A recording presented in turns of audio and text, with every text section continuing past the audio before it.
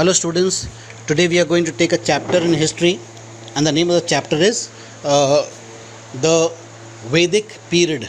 इस चैप्टर में हम आज इस चैप्टर के बारे में हम आज जानकारी लेने वाले हैं. द वैदिक पीरियड.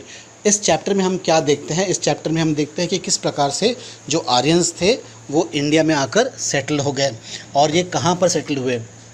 ये आर्यंस आके देखो, ये can you see this map.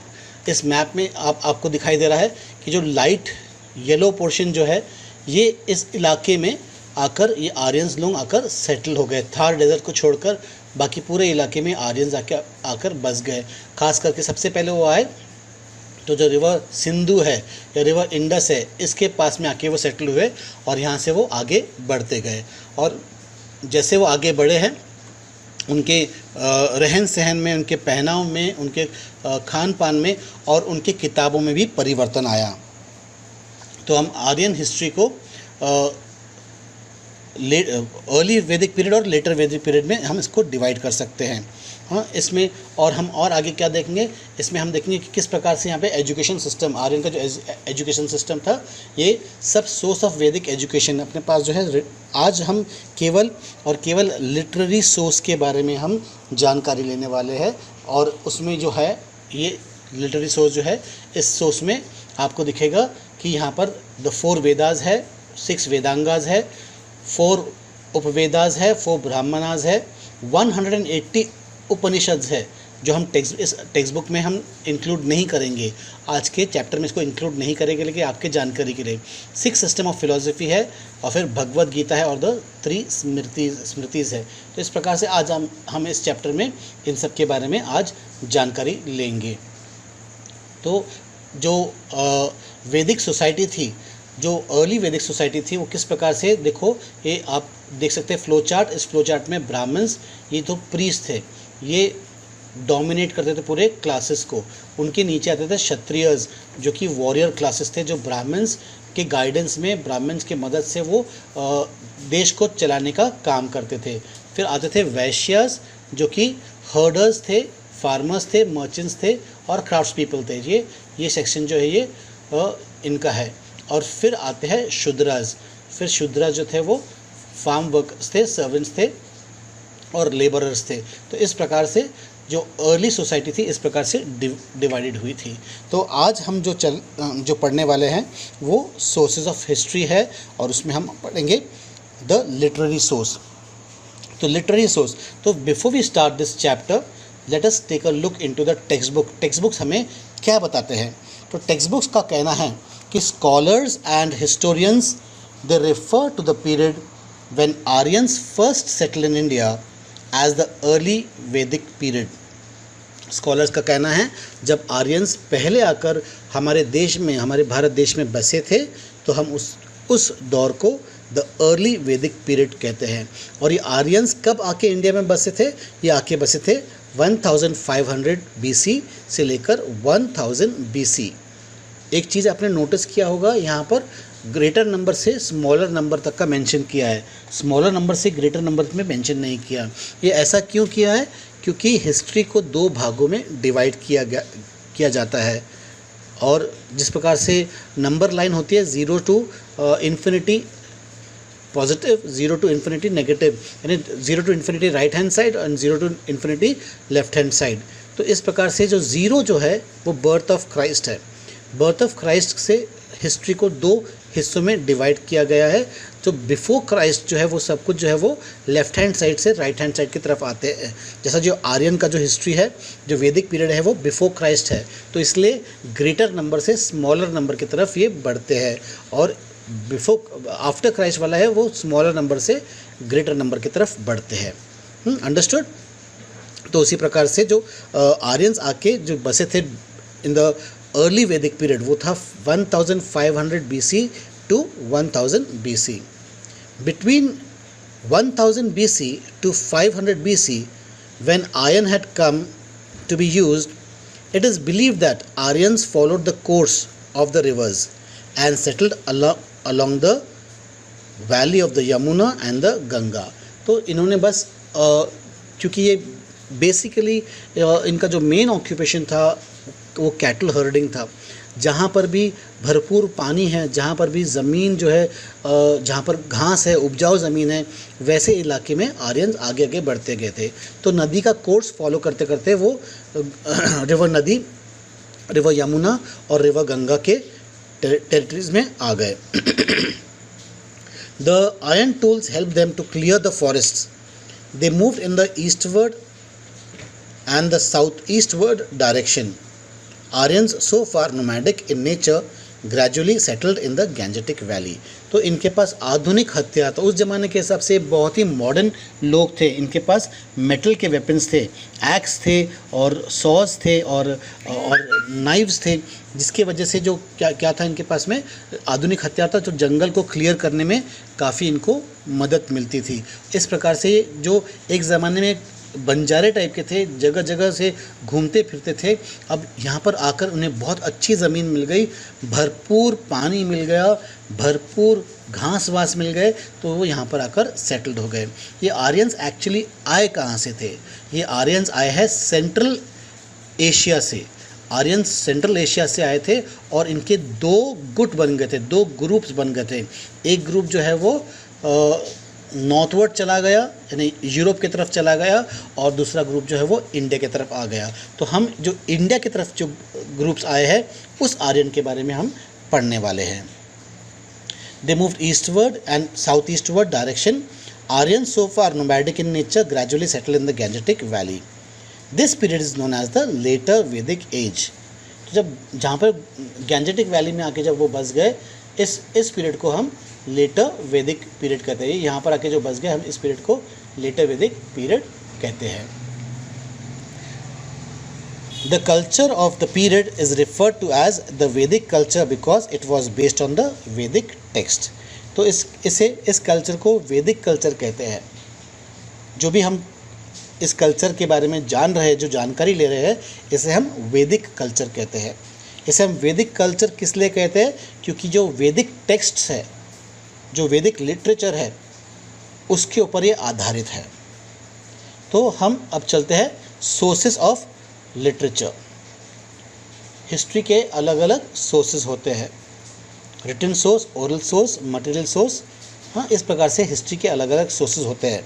तो आज हम जिस टॉपिक पर डील करने वाले हैं, हम आज केवल और केवल लिटरेरी सोर्सेस के ऊपर हम कॉन्सेंट्रेट करने वाले हैं। और लिटरेरी सोर्स जो है, जो एजुकेशन सिस्टम ऑफ द वैदिक पीरियड, आप जो बोर्ड पर आपके स्क्रीन पर जो आप देख रहे हैं, वो है literary sources. The Vedic text में be divided into two broad chronological groups.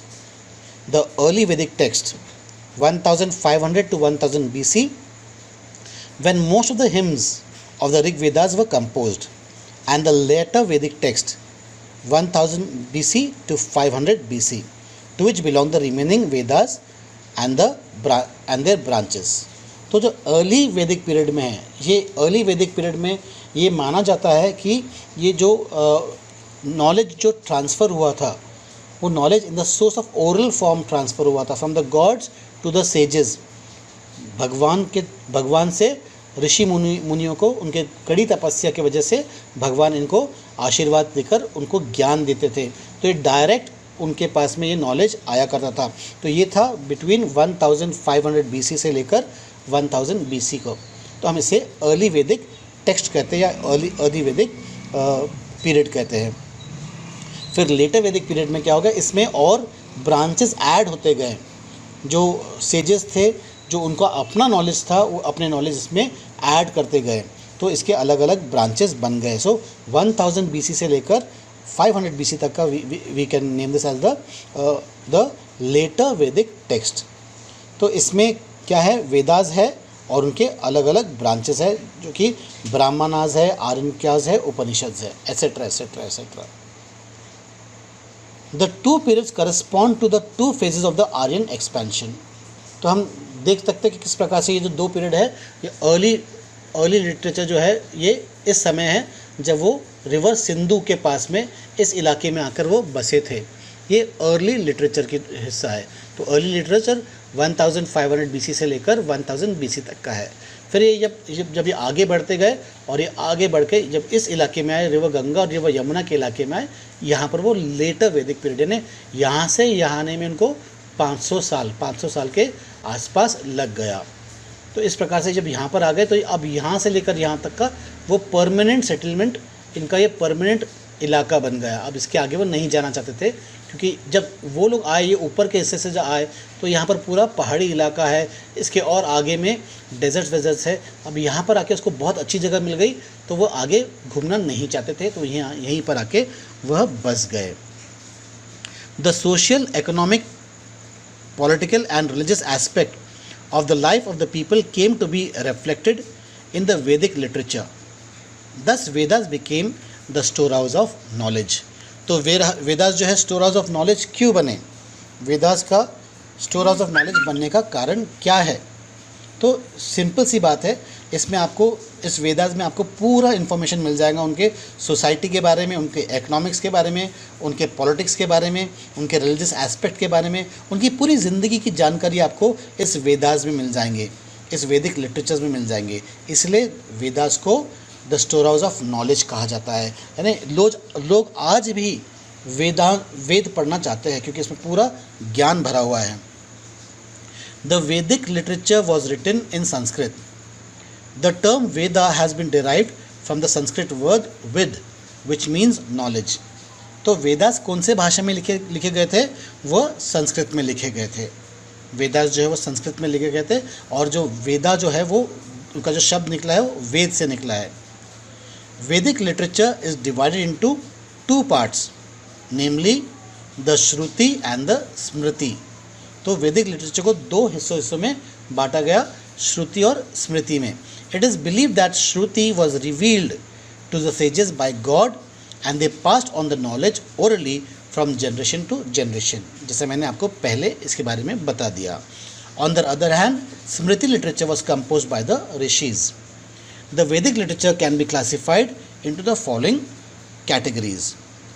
There are 4 Vedas, that is the Rig Veda, the Sama Veda, the Yajur Veda and the Atharva Veda and the Samhitas. The Brahmanas attached to each Samhita, the Aryankas and the Upanishads. The Vedas. The Rig Veda. The Rig Veda is the oldest religious text in the world and is therefore known as the first testament of mankind. Rig वेदा है जो ये सबसे पुराने text है, religious text है, world के सबसे पुराने रिलीजियस टेक्स्ट है। It is divided into 10 mandalas. It is said to have been composed during the early वैदिक period. The hymns are dedicated by the sages to gods. They were passed on orally from teachers to their disciples. The Rig Vedic hymns are the authentic sources of knowledge and the life of the people of the time. Much of the Indian philosophy is based on the Rig Veda. It also contains the famous Gayatri Mantra. Although religious in nature, the Vedas are a valuable source of information on various subjects. तो वेदास जो है ये early वैदिक literature होने की वजह से ये ओरल सोर्स है। ये ऋषि मुनि अपने शिष्यों को, जैसे उन्हें भगवान के द्वारा, कड़ी तपस्या के बाद भगवान के द्वारा उन्हें ये ज्ञान प्राप्त हुआ, वो ज्ञान वो अपने ही शिष्यों को ओरली प्रदान करते थे, नॉलेज ओरली देते थे। तो ये इंडियन फिलॉसफी का मेन सूत्र है। भले ही ये हिंदू धर्म से कनेक्टेड है, लेकिन दुनिया के सारे लोग ऋग वेदा पढ़ना चाहते हैं, क्योंकि यहाँ पर बहुत ज्ञान छुपा है। हाँ, जो ज़िंदगी का जो ज्ञान है, जो पूरा नॉलेज जो है आपको ऋग वेदा में मिलेगा। फिर आता है, नेक्स्ट आता है Samaveda. The term Samaveda means sweet song और the melody. In this Veda some of the hymns are borrowed from the Rig Veda. These hymns were meant to be sung at a time of the sacrifice by the priest. तो समावेदा जो है वो ऋग वेदा का extension है। तो ऋग वेदा के कुछ हिम्स जो है वो आपको समावेदा में भी मिल जाएंगे। तो ये कब समावेदा कब परफॉर्म करते थे? जब उनको कुर्बानी देनी पड़ती थी, सैक्रिफाइस देना पड़ता था। तो पंडित जी जो है वो इसे गाकर, मंत्र पढ़कर, जो भी कुछ सैक्रिफाइस देना है, जो भी कुछ बलि चढ़ाना है, वो बलि चढ़ाते समय समवेदा का इस्तेमाल किया जाता था। यहाँ से जो हिम्स है उसका इस्तेमाल किया जाता था। इसके बाद आता है द यजुर्वेदा। यजुर्वेदा में it deals with hymns recited during the performance of yajnas. The hymns in the Veda throw light on the social and religious life of the Aryans. तो यजुर्वेदा जो था वो आर्यन लोग कब करते, जब उनको यज्ञ करना पड़ता था। ये आर्यन का ये एक बहुत ही स्ट्रॉन्ग बिलीफ था कि यज्ञ करने से, यानी अग्नि को सैक्रिफाइस देने से, अग्नि में कुछ भी हम जलाते हैं तो अग्नि के आँच के द्वारा ये भगवान तक का ऊपर पहुंच जाते हैं। जो भी सैक्रिफाइस है, चाहे वो धान हो, अन्न हो या घी हो, तूप हो, कुछ भी चीज़ हो, वो आग में डालकर वो ऊपर पहुंचाया जाता है। अच्छा, आप मुझे ये बताइए कि अग्नि देवता की वाइफ का नाम क्या है? आपको पता है कि अग्नि देवता का वाइफ का नाम क्या है? नहीं पता है? पंडित जी अग्नि में कुछ भी जब डालते हैं, जब यज्ञ चलता है तो कुछ भी डाले, अगर घी डाले, तूप डाले तो क्या बोलते हैं उसके बाद में? स्वाहा। तो अग्नि देवता के वाइफ का नाम है स्वाहा। तो स्वाहा के द्वारा ये देवताओं तक का पहुंच जाया करता था, ये उनकी धारणा थी। तो इस प्रकार से यजुर्वेदा में जो सैक्रिफाइस होते थे वो सैक्रिफाइस के समय हिम गाकर इसमें सैक्रिफाइस ऑफर करते थे। फिर आता है the Atharvaveda. The Atharvaveda, the hymns contain in this Veda deals with magic and charm. तो अथर्ववेदा में आपको मैजिक, जो पीसी सरकार या कोलकाता का फेमस काला जादू, ये सब आपको अगर नॉलेज चाहिए, जादू के नॉलेज चाहिए, आपको मैजिशियन बनना है, आपको रियल मैजिक करना है, तो आप इसका नॉलेज आप ले सकते हैं अथर्ववेदा में। आपको यहाँ पर पूरा मैजिक और चार्म्स के बारे में, किसी को हिप्नोटाइज करना, किसी को अपने वश में कर लेना, तो इतना नॉलेज था हमारे वेद में। The hymns contain in this Veda deal with the magic and charms. Most of the hymns are taken from the Rig Veda. Besides the power of spirits, the hymns deal with ज्ञान, that is knowledge। तो ना केवल जादू टोना आपको यहाँ मिल जाएगा, लेकिन आपको यहाँ पे ज्ञान के बारे में आपको जानकारी मिलेगी, आपके एक्शंस यानी कर्म के बारे में भी जानकारी मिलेगी, उपासना, इन्वोकेशन के बारे में भी आपको जानकारी मिल जाएगी। Some hymns also deal with medicine for the treatment of various diseases। और जड़ी बूटियों के बारे में भी आपको यहाँ इस नॉलेज, इस बुक से, इस सेक्शन से आपको नॉलेज मिल जाएगा। इसके बाद आता है the Brahmanas. The Brahmanas were written after the Vedas and the simple commentary. तो ब्राह्मणास क्या थे? केवल कमेंट्री थी, सिंपल कमेंट्री थी। The Brahmanas are in prose और पोएम, दो प्रकार के होते हैं ना। तो ब्राह्मणास केवल सेंटेंसेस में है, सिंपल सेंटेंसेस में है। They explain the social and religious importance of the rituals as well as the value of the sacrifice. तो आपको एक्सप्लेन करते हैं कि आप ये यज्ञ क्यों कर रहे हैं, किस वजह से आपको यज्ञ करना ज़रूरी है, हाँ, या आपने जो सैक्रिफाइस किया है किस प्रकार से सैक्रिफाइस बहुत ज़रूरी है। ये आपको इसमें आपको ब्राह्मणास में आपको इसका नॉलेज मिलता है। The Brahmanas are of great historical value. Each Vedas has several Brahmanas. फिर अगला आता है the Aranyakas. The Aranyakas, they are known as forest books written for the guidance of the hermits and the students living in forests. They form the concluding part of the Brahmanas. The main themes of the are mysticism and philosophy. Mysticism and philosophy. तो ये Aryan cast जो है, ये आर्यन जो थे, ये आर्य लोग कहाँ जाकर बसते थे? जंगलों में। और जंगलों में कौन रहता है? जंगली जानवर। तो जंगली जानवर को किस प्रकार से अपने से दूर रखना है, जंगल में जंगली जानवरों के साथ में किस प्रकार से शामिल होना है, उनमें से एक बन जाना है। कभी हमने ये नहीं देखा कि किसी ऋषि मुनि को शेर ने आकर खा गया, उनके आश्रम में कभी शेर घुसाया, कहीं भी कोई भी इसमें जिक्र नहीं है। हाँ, राक्षसों ने इनके ऊपर आक्रमण जरूर किया है, लेकिन ऋषि मुनि के आश्रम में जंगली जानवरों का, खतरनाक खूंखार जंगली जानवरों का आना बिल्कुल मना था। और एक कैसा मना करते थे, क्योंकि उनके पास मंत्र होते थे। वो ऐसे मंत्र फूंकते थे जिसकी वजह से जंगली जो जानवर थे, जो खूंखार जानवर थे, वो यहाँ पर नहीं आते थे। आप हिरन आ सकता था, मोर आ सकता था, लेकिन यहाँ पर शेर, चीता, भालू नहीं आते थे। और इस सब चीज़ की जानकारी जो गुरु थे, जो आर्य थे, वो अपने शिष्य को देते थे कि हमें जंगल में किस प्रकार से, जंगल के साथ में मिलकर हमें अपने आप को ढा लेना है। द उपनिषद्स, इसके बाद आता है उपनिषद्स।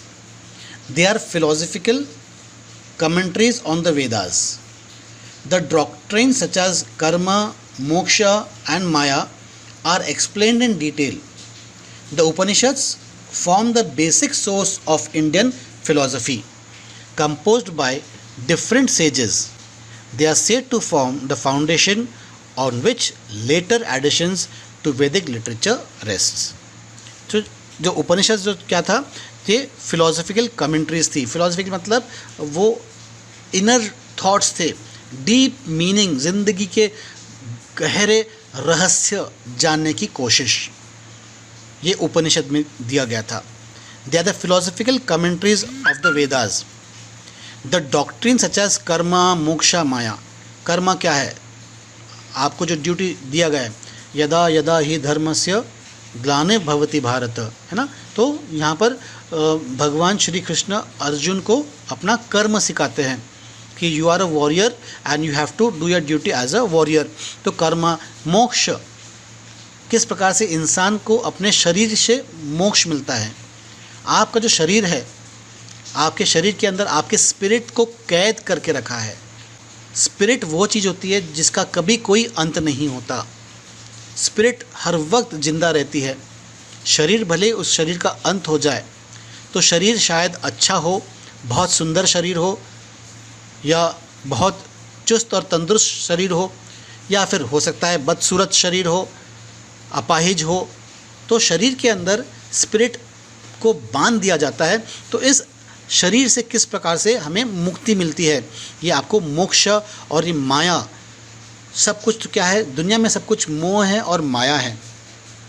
आप जो भी कुछ काम करते हो अपने पेट के लिए, अपने परिवार के लिए, ये सब मोह है, ये सब माया है। तो ये सब आपको मिल जाएगा उपनिषद में। It was compose by different sages. अलग अलग साधु ने इसके बारे में लिखा है। They are said to form the foundation on which later editions to Vedic literature rest. इसके बाद जो है, जो एडिशंस आने लगे लेटर वैदिक पीरियड के, लेटर वैदिक में जो अलाइड वैदिक लिटरेचर है, उससे अलाई होते हैं, उससे मिलते जुलते वैदिक से, वो है the Vedangas. The Vedangas deal with the ways in which the Vedas ought to be chanted. फिर आपने वेद पढ़ लिया, वेद को सही ढंग से नहीं बोला तो उसका कोई मतलब नहीं आता। अगर आपने हैरी पॉटर की मूवी देखी होगी, हैरी पॉटर का जो पहला जो आया, मुझे उस मूवी का नाम याद नहीं है, पार्ट 1 जो है, उसमें हैरी पॉटर वो बोलता है ना, शू मंत्र गली, छू मंत्र गली के जगह वो शू मंत्र गली बोलता है। तो मंत्र तो उसने पढ़ा है, लेकिन मंत्र पढ़ने का तरीका उसका गलत था, तो उसने शू मंत्र गली बोलता है, तो वो कहीं और ही जाकर गिर जाता है।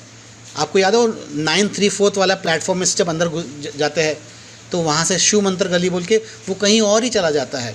तो इसलिए ये जो वेदांगास है, वो आपने किस प्रकार से उसको बोलना चाहिए, मंत्र को बोलना चाहिए। मंत्र बोलने का सही तरीका होता है, केवल मंत्र जान लेना ही सब कुछ नहीं होता, उसको एक पर्टिकुलर स्वर में, एक पर्टिकुलर ताल में बोलना ज़रूरी है। And are thus important in the understanding of the Vedas.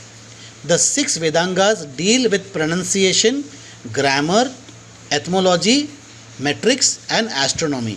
तो इसमें 6 वेदांगास है, और ये 6 वेदांगास क्या है, डील करते हैं प्रोनाउंसिएशन के लिए, आप किस प्रकार से शब्दों का उच्चार करते हैं।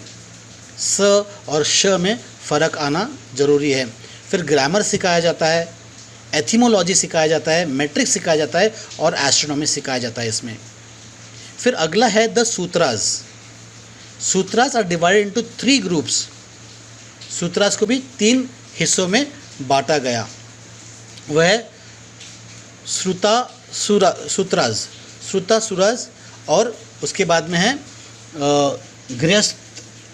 गृहस्थ सूत्रास और स्मृता सूत्रास और बाद में है धर्म सूत्रास। तो इस प्रकार से ये अलग अलग सूत्रों में इसको बांटा गया है। फिर the Sutras are divided into 3 groups. The Shrauta Sutras which deal with yajna and sacrifice. Shrauta Sutras क्या डील करते हैं? यज्ञ। यज्ञ मतलब अश्वमेघ यज्ञ जो भगवान श्री राम ने अयोध्या में वापस लौटने के बाद उन्होंने अश्वमेघ यज्ञ किया था। तो यज्ञ करने का नॉलेज जो है आपको सूत्रास में मिलेगा।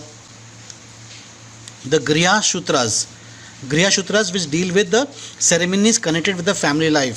आपके गृहस्थ जिंदगी में क्या क्या होता है उसके बारे में यहाँ पर नॉलेज मिल जाता है। And the Dharma Sutras which provide rules of conduct for the various classes of people. कि आप कौन से क्लास में बिलोंग करते हैं, आपको क्या करना है। अगर आप क्षत्रिय है तो आपको वॉर लड़ना ज़रूरी है, आप फार्मर्स है तो आपको खेती करना पड़ेगा। इस प्रकार से इसमें अलग अलग आपको दिया गया है। फिर the Upavedas. As the name suggest these are subsidiary Vedas. They are 4 in number. Ayurveda deals with Indian system of medicine.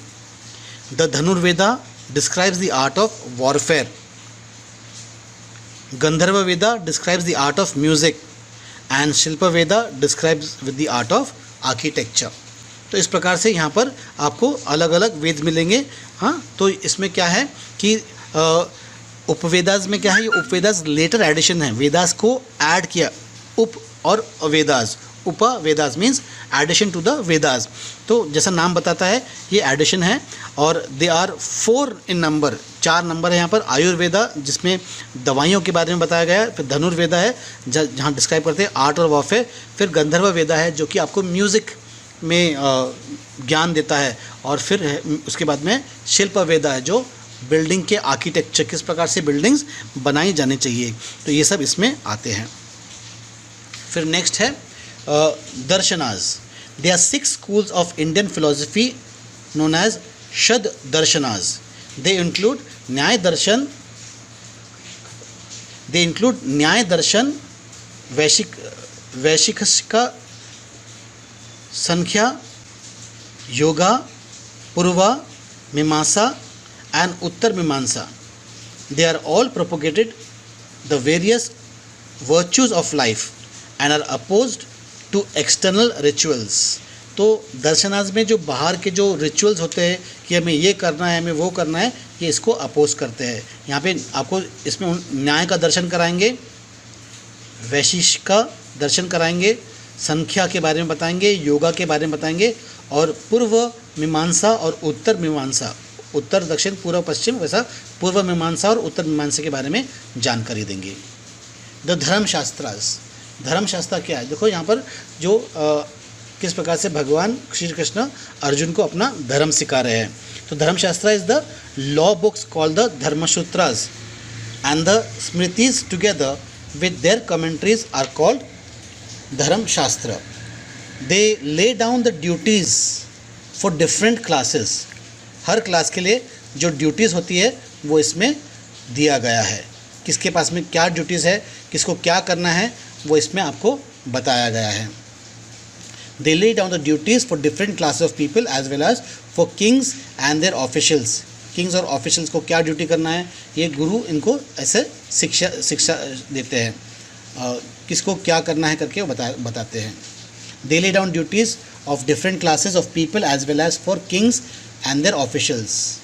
The Manusmriti gives the description of the Hindu code of law including the varnas, the caste and the ashram. तो इस प्रकार से ये हमें knowledge मिलता है। और आज का जो अभी का जो आखिरी पार्ट है वो है the Ashtadhyayi. The Ashtadhyayi is the treatise on Sanskrit grammar by Panini. Information is given about the roots of the words and the context in which they were used in Vedic literature। फिर अगले सेक्शन में हम एपिक्स के बारे में पढ़ेंगे, आर्कियोलॉजिकल सोर्सेज के बारे में पढ़ेंगे, पॉटरीज के बारे में पढ़ेंगे, अर्ली सेटलमेंट्स के बारे में पढ़ेंगे। अभी के लिए हम यहाँ पर लेते हैं छोटा सा ब्रेक।